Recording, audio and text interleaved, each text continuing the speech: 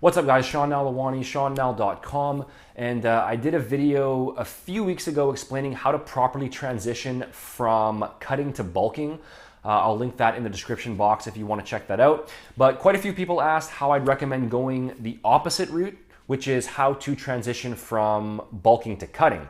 So I figured I would go over that today. There's really not a lot to this, and I wouldn't recommend overcomplicating it and following some long, drawn-out transition phase, because it's really not necessary, and it's ultimately just going to drag things on for longer than they need to and prolong the amount of time it takes to reach your fat loss goal. So my recommendation is to keep this pretty simple for the most part. As long as you're continuing to follow a properly structured weight training plan, you're eating enough total protein, and you're not drastically cutting your calories by a huge margin and then performing a ton of cardio at the same time, muscle loss or strength loss isn't really going to be a concern here. And the main reason why you would want to do that brief bulking to cutting transition phase is more so just to keep your hunger levels under control and your overall energy levels and your mental state in check, rather than shocking your system by dropping straight into a full-on calorie deficit overnight. If you've been eating in a calorie surplus over a prolonged period of time in order to gain muscle, then your body will have gotten used to that higher food intake, and your appetite and your hunger signals will have adapted as well. So let's say you're eating 3,000 calories a day, and then you drop right from 3,000 calories down to 2,100 calories straight away, plus performing additional cardio. It's gonna make those first few weeks a lot harder to follow, because you'll probably find that you're quite hungry and that you're just not really feeling good in general. You're just gonna feel drained, and that's because your body has become accustomed to the higher calorie intake. And so your chances of actually sticking to it are also gonna be lower in comparison to dropping your calories at a slightly slower pace. So in order to offset some of those dieting side effects and make the process a bit smoother, a brief phase where you taper your calories down from a surplus into a deficit, that can help out. Now, before I lay out the actual method, I do want to point out that this transition phase is not 100% mandatory. And if you do want to lose fat as quickly as possible for whatever reason, so maybe you want to be at a certain level of leanness for a certain event, or maybe you're just doing a brief mini cut rather than a full-on fat loss phase, or maybe you just rather save those extra couple weeks that this is going to take, and you're okay with just sort of toughing out that spike in hunger that you're going to get, then you can optionally just go straight from a surplus right into your normal deficit. Again, muscle loss isn't really the concern here, as long as your cutting phase is properly structured. It's more so just that you're probably not going to feel great for the first few weeks as your body adapts to those lower calories. So whether or not you use a structured bulk to cut transition phase like I'm going to explain here, or whether you just go right into a deficit, is ultimately up to you, and it depends on your goals and preferences and how important minimizing hunger and feeling physically better is to you versus just losing fat quicker.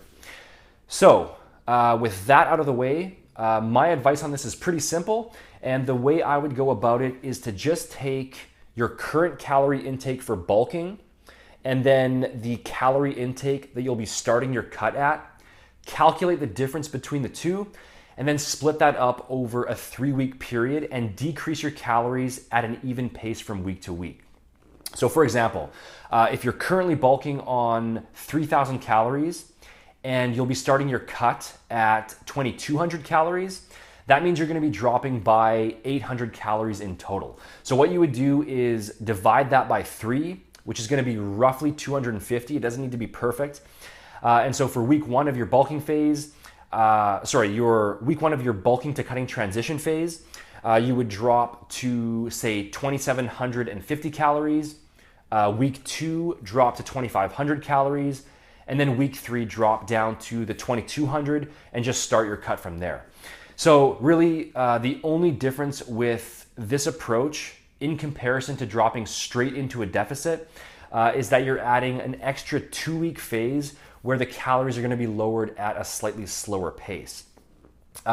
If hunger is a big issue for you and you really want to minimize it, then you could divide that caloric difference by 4 and add in an extra transition week.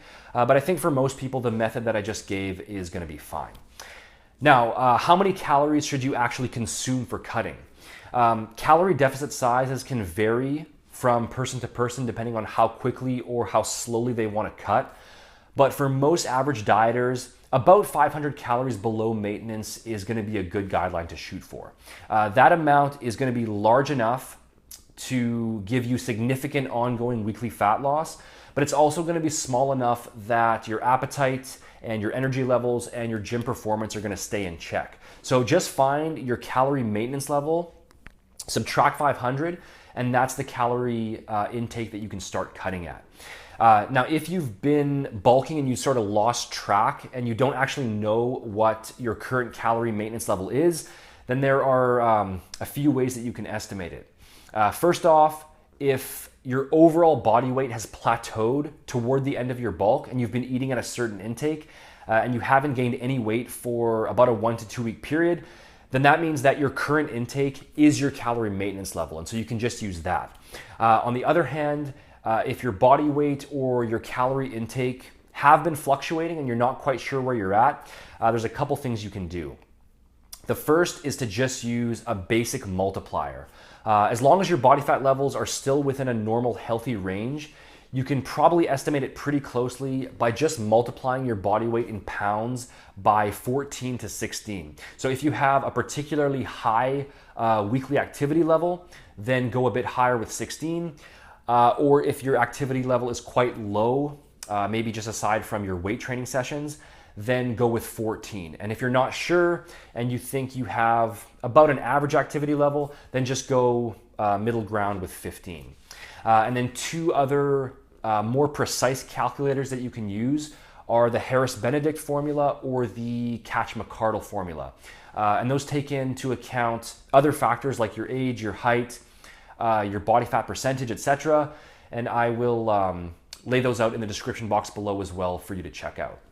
Now keep in mind that any of those formulas are just going to be estimates because all calorie calculators are only estimates, but it should be close enough to give you a good starting point to work from, and you can just adjust from there once you see how your body weight responds to that specific intake. So if you aren't losing at least a pound per week consistently, then you would want to decrease it, or if you're losing weight too rapidly and you're feeling excessively hungry and just drained in general, then you can increase it by a bit. Now, in terms of cardio, depending on how much cardio you're planning on doing as part of your cutting phase, and I wouldn't recommend any more than 3 sessions per week to start. 2 to 3 per week is usually good to begin with, and only increasing it later on if it becomes necessary.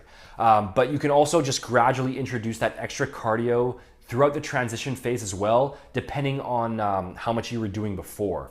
So if you're going to be doing, say, an extra 2 sessions per week, in comparison to what you were doing during your bulk, then just add in 1 extra session for the first week of your transition, and then add the second session in on the second week. Again, none of this needs to be perfect, but just increase the cardio at an even pace from week to week, depending on how much extra you're gonna be doing. And then the other thing to keep in mind in terms of weight training is that there's really nothing you need to change as far as your actual training style goes, whether you're bulking or you're cutting. So using a lighter weight for higher reps approach, that has no effect on improving muscle definition or muscle shape, which is a big mistake that a lot of lifters make. And if you get rid of those basic, heavier, lower to moderate rep sets in favor of a light, sort of pump style routine, all you're really doing is weakening the overall training stimulus on your muscles, which will increase the chances of muscle loss during your cut.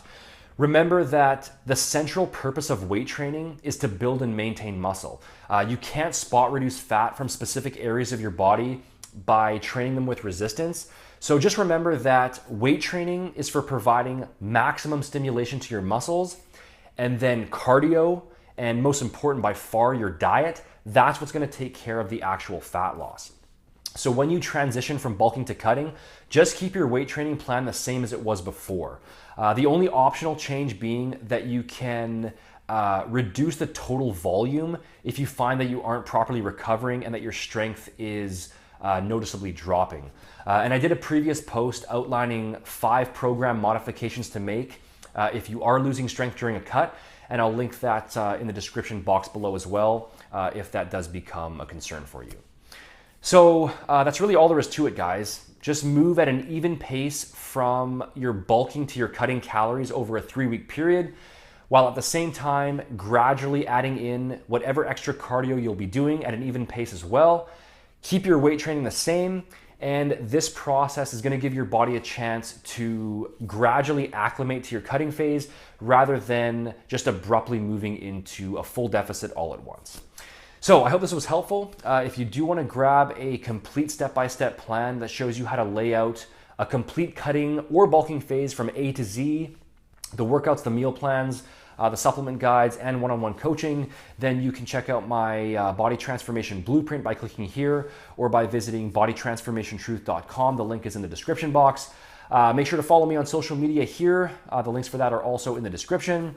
The official website is seannell.com, and if you did enjoy the video, make sure to hit the like button, share, leave a comment, and subscribe to stay up to date. Thanks for watching, guys, and I'll talk to you again soon.